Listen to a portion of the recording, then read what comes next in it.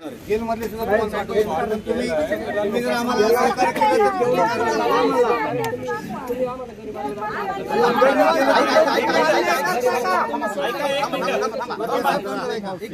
मी कायदेशीर प्रक्रिया सांगतो तुम्हाला। एक मिनिट माझा ऐका। आता अटक केलेली आहे वकील साहेब, स्वतः वकील साहेब ऐका बोलू। एक लक्षात समजून घ्या, आपल्या प्रत्येकाच्या भावना या अनावर असतात। या घडीला आपल्या कुटुंबातला मुलगा गेलेला आहे, प्रत्येकाला दुःख होणं हे स्वाभाविक आहे। जरा ऐक रे, ज्याच्यामुळे घडलंय त्याच्यावर गुन्हा दाखल झालाय। आता दुसरी गोष्ट, ज्या ड्रायव्हर मुळे झाले त्यालाही अटकेत घेतले आणि ज्याच्या आयोजक होते ते देवराम लांडे यांना पण अटक केलेली आहे। आता अटक केली ही आपल्या पुढे कायदेशीर बाब PI साहेबांनी सांगितली, म्हणजे खोटं नाही। पण असं होतं का कधी की लगेच समाजापुढे आणता येतं? तर त्याला कायदेशीर प्रक्रिया आहे। उद्या इथं आणलं आणि आपल्यापैकी एखाद्याने नाठाळपणाने त्याचा काही घातपात केला, हे सगळं पोलीस स्टेशनसह सगळे आपण सह आरोपी राहू। यामुळे तुम्ही काळजी करू नका, सगळी कायदेशीर प्रक्रिया त्यांनी योग्य प्रकारे केलेली आहे। कोणीही इथं पैसे खाल्लेले नाहीत, प्रत्येक जणांनी इथं कायदेशीर, इथं डॉक्टर साहेब आहेत, इथं PI साहेब आहेत, इथं सर्व समाजातले पुढारी आहेत, तुम्ही आलेले आहेत, तुम्ही महिला मंडळांनी इथं थांबलेले आहेत। त्यामुळं ही मीडिया जिथं आली, हे मीडियामुळे आज सगळा तो गुन्हा दाखल झालेला आहे। माझे हात जोडून सगळ्यांना विनंती राहील, कृपया कोणी अफवा पसरू नका, कोणी असं इन्सिट करू नका। नाही, त्याला चौकात प्रक्रिया आहे, चौकात आणलं, इथं ठेवलं, कोणी तुमच्यापैकी मारहाण केली, असं घडलं तर यामुळं ताई तुला पण लक्षात ठेव, कायदेशीर प्रक्रियेची जाण आहे, हे तुझं काम मी पाहिलेलं हे लक्षात ठेव। त्यामुळे गडबड कोणी करू नका, सांगितलेले डिस्क्रिप्शन फॉलो करा, कायदेशीर प्रक्रियेला सहकार्य करा। तुमचं सगळं मान्य आहे आम्हाला, पण महिलांच्या समोर 2 मिनिटं ऐका, मी व्हिडिओ तुम्हाला दाखवतो।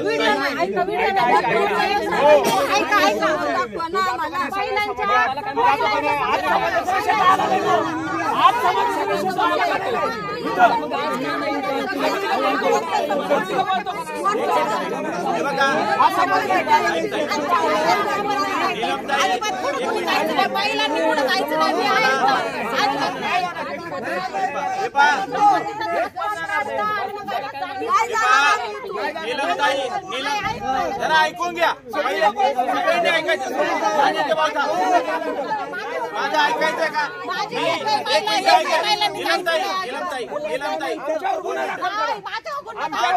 मिनिट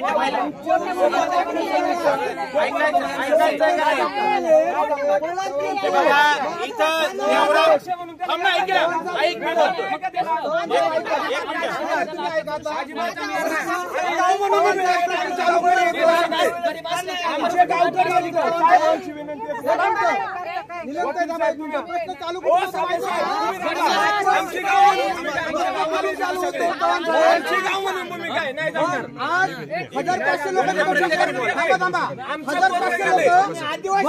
इथं नाश्ता डीजे लावून इथे पोलीस प्रशासनाला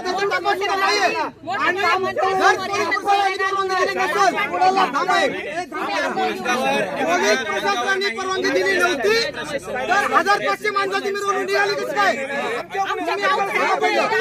आणि याला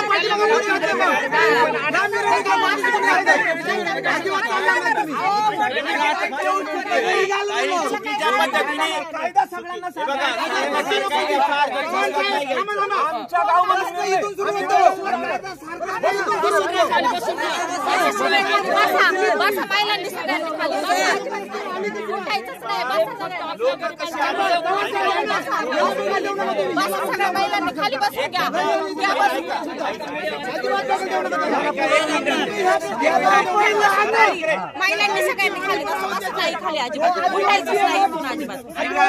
एक मिनिट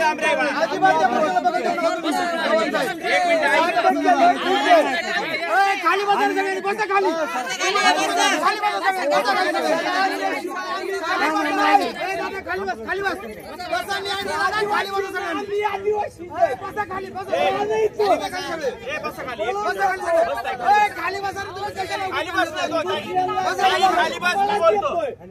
जरा ऐका, एक मिनिट, मी काय देवराम लांडेंची बाजू घ्यायला इथं आलेलो नाही, मी सुद्धा जरा ऐक रे। ए ताई, तू तुझ्या गावचा विचार करते, आम्ही समाजाचा विचार करतोय. फक्त 2 मिनिटं शांत बस जरा, थांब जरा. आपल्याला मध्ये बोलली पाहिजे, मध्ये बोललीच पाहिजे असं काही नाहीये. आपल्याला न्याय मिळतो. आम्ही 2 मिनिटात निघून जाऊ इथून. शांत अहो, बस. मोठे मोठे मग जरा शांत बस, पहिलं ऐकून घे. थोडं शांत तू बस. बोललीच पाहिजे असं काही आहे का? पहिलं ऐक ना. थांबा दादा, साबळे दादा 2 मिनिटं ऐका. आम्ही तुमच्यावर सुद्धा जेव्हा आरोप झाले ना, खोटे गुन्हे दाखल झाले, आम्ही वाचवायलाय. आम्ही त्यावेळेस कोणता विचार नाही करत मी कुठल्या समाजाचा आहे.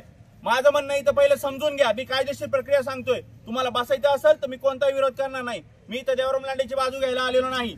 माझं म्हणणं आहे आपल्या समाजाला गैरसमजातून चुकीच्या दिशेला जायला नको. माझं म्हणणं आहे आपला समाज उघड्या पद्धतीने बाहेर पडायला नको. या ठाकर समाजाकडे बाकीचे लोक आदिवासी म्हणून पाहतात, पण ज्यावेळेस वेळ येते त्यावेळेस हा ठाकर समाज वाईट टाकून देतात. माझं म्हणणं समजून घ्या. मी कायदेशीर भूमिका जी पोलिसांच्या अडचणी त्या तुम्हाला समजावून सांगितल्या. कोणत्याही आरोपीला अशा प्रकारे आणता येत नाही हे कायदेशीर सांगितलं. याही उलट जरी पोलिसांनी इथं आणलं तरी त्यांचं स्वागत आहे. पण एक मित्रांनो समजून घ्या, ताईबाईंनो, आपल्यापैकी जरी कोणाचा आपला जरी आरोपी असला त्याला असं समाजात कधी आणत नाही. ज्यावेळेस अशी सामाजिक गोष्ट घडते, आपल्याला हे मान्य आहे त्यांनी चुकीच्या पद्धतीने रॅली काढली, आपल्याला हे मान्य आहे त्यांनी डीजे लावला, पण लक्षात ठेवा प्रत्येक आरोपीला त्याचे अधिकार दिलेले आहेत. जोपर्यंत 2 मिनिटं थांबरे, जोपर्यंत तो साबित होत नाही. आपल्याला आठवतं का कसा जो देशद्रोही होता त्याला सुद्धा कायदेशीर प्रक्रियेचा अवलंब करून न्याय देण्याचा प्रयत्न केला होता. माझं म्हणणं आहे आपण देवराम लांडेंनी केलेल्या चुका किंवा इतर कोणी केलेल्या चुका तुम्हाला माहिती आहे का? जो ड्रायव्हर आहे तो माझ्या गावातला आहे, तरी सुद्धा मी तुमच्यासाठी स्टँड घ्यायला इथं आलेलो आहे. याची माहिती नसेल, पण जी चूक ती चूकच, आणि त्याच्यासाठी मी तुमच्या सोबत सदैव उभे राहणार आहे. माझं म्हणणं इथं आम्ही राजकारणासाठी आलेलो नाही. हा अजिंक्य भाऊ असेल किंवा अशोक नाना गोलप असतील किंवा डॉक्टर केदारी असतील, साबळे असतील, आम्ही काय आलोय वेगवेगळ्या पक्षाची माणसं आहे.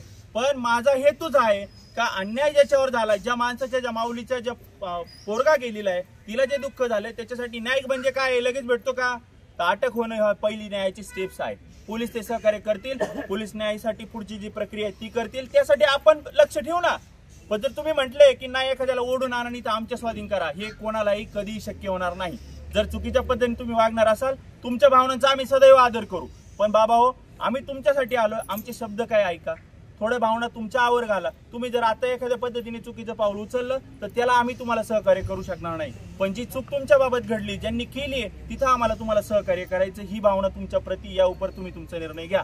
डॉक्टर साहेब, आता एकच मिनिट, डॉक्टर साहेबांना आता कोणीतरी म्हटलं की नाही तुम्ही पैसे घेतले असतील, अमुक केला असेल, ते पहा इथं कोणी पैशासाठी आलं नाही. वेळ प्रत्येकावर येते. आपलीच पोरं कुठेतरी अपघात घडतो, आपल्याच पोरांच्या कुठेतरी पिकअप ठोकतात, आपल्याच पोरांच्या कुठेतरी दारू पिऊन पडतात, त्यावेळेस आम्ही येतो ना, तुमचीच पोरं असतात ना, त्यावेळेस वाचवायला, पोलिसांना मदती करायला, मागायला. माझं म्हणणं आहे इथं आपण त्याच्या चुकीला पाठी घालत नाही. त्याच्या ज्या चुका असतील त्याला कायदा शिक्षा देईल. पण माझं एक ऐकतं का? हा चेअरमन बोला. हा माझं का सुलोचन मनोहर केदार यांनी परिस्थिती तो ऑफिस बघावं जावा गिफ्टीनच. हा खरोखर आहे का नाही त्यांनी बघायला जावा. हा मी म्हणतो ना जाऊ, बरोबर आहे ना. एक जण